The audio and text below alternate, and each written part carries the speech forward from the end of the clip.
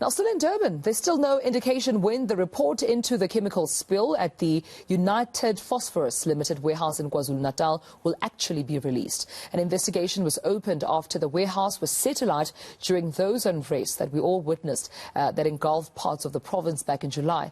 Now, the fire resulted in contaminated water seeping into the sea in Durban, thus endangering marine life. Here's eNCA's Lethiwe Mdluli with that report.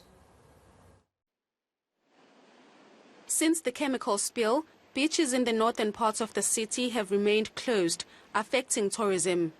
A report was due to be released this month, but this has not happened.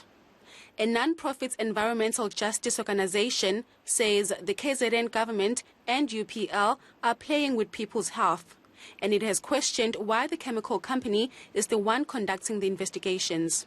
The fact that we haven't got the report, that in itself is problematic, because it means that UPL is limiting and controlling the flow of information to the public. So even before we've seen the reports, the public trust in the reports is already very thin, because we don't trust UPL anymore.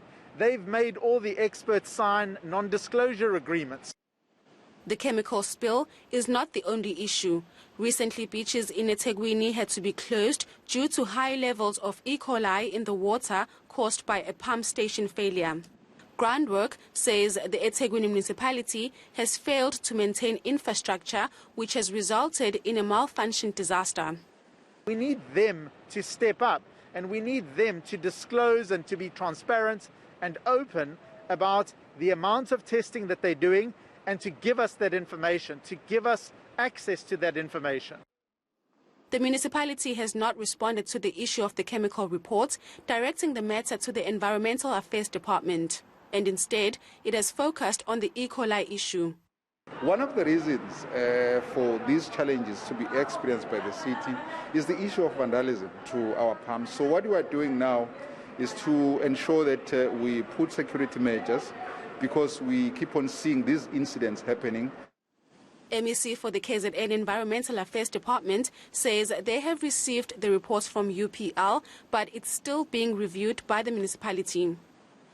We're not the decision makers on that. eThekwini is, and eThekwini has asked for a peer review of that report. And so that's going to take a little bit more time. There are many civil society groupings when we engaged who raised concerns about the way the tests were done, the regularity of it, and they want transparency and to interrogate it. And of course, in terms of the law, the current expert team is appointed by UPL on the principle of polluter pays principle, so they have to pay for it. But there's always a skepticism about it. So, and we've always said from the beginning that if there are any doubts, it will be subject to peer review. Lethiwe Mdluli, Durban.